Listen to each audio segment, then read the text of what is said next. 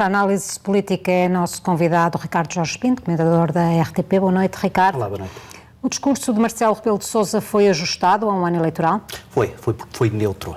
Agrada a todos, certamente. Não há ali nada naquelas palavras que possa ser criticado, à esquerda ou à direita. Teve esse cuidado de se precaver relativamente ao que está na espuma dos dias e na agenda mediática, e depois falou daquilo que se espera de um chefe de Estado.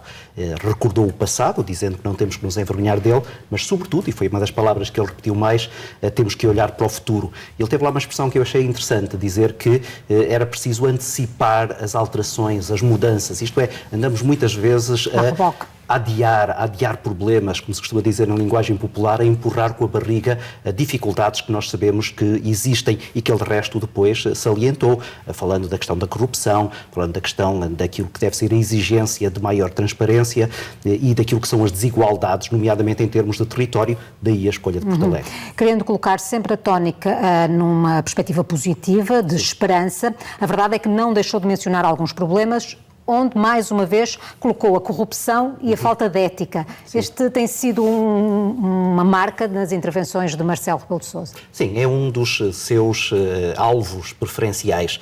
Falou da abstenção, ainda muito recentemente, e tem falado muitas vezes desta questão da falta de ética e, sobretudo, preocupa aquilo que é a ineficácia no combate à corrupção. Eu aqui acho que era bom, até porque, não sei se foi combinado ou não, mas os dois discursos, do Presidente das Cerimónias e do Presidente da República, complementam-se bem. Complementam-se em primeiro lugar porque tem uma palavra-chave, ambos, que é comunidade. Ambos falaram, eu penso que Marcelo Rebelo de Sousa foi a palavra que mais disse neste discurso, a palavra comunidades, e também o disse João Miguel Tavares. E aí complementam-se porque essa questão da necessidade de maior transparência, de combate à corrupção, não pode ser uma coisa que é apontada apenas a alguns, a um nicho mais visível em termos mediáticos. Todos nós somos parte da solução, mas todos nós somos também parte do problema. Foi isso que, de alguma maneira, João Miguel Tavares quis dizer, quando ele ainda agora dizia nós contamos para o bem e contamos para o mal. E é aí que Marcelo Rebelo de Sousa também acabou por incidir naquilo que é o diagnóstico que ele faz, negativo, mas também, sobretudo, positivo.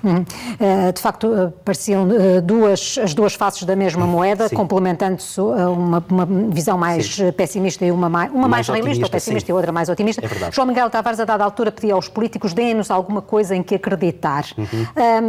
Exatamente o que é que João Miguel Tavares queria sublinhar com esta ideia? No fundo, alguma coisa porque os portugueses possam lutar, porque eles veem muitas vezes, ele falou dessa questão dos impostos, pagam impostos e depois não percebem exatamente bem para quê.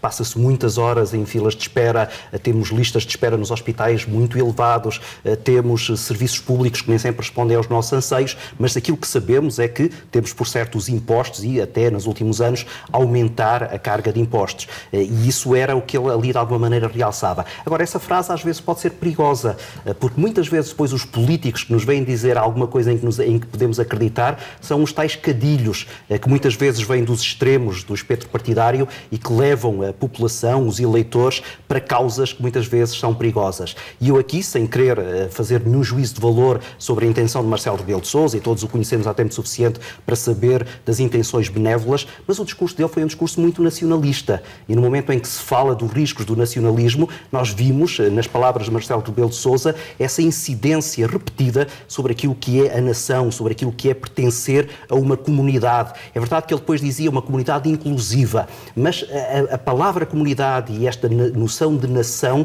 se levado a esses extremos, depois até acoplado a esses desígnios nacionalistas, pode ser muito perigoso, e a história no século XX já nos mostrou isso.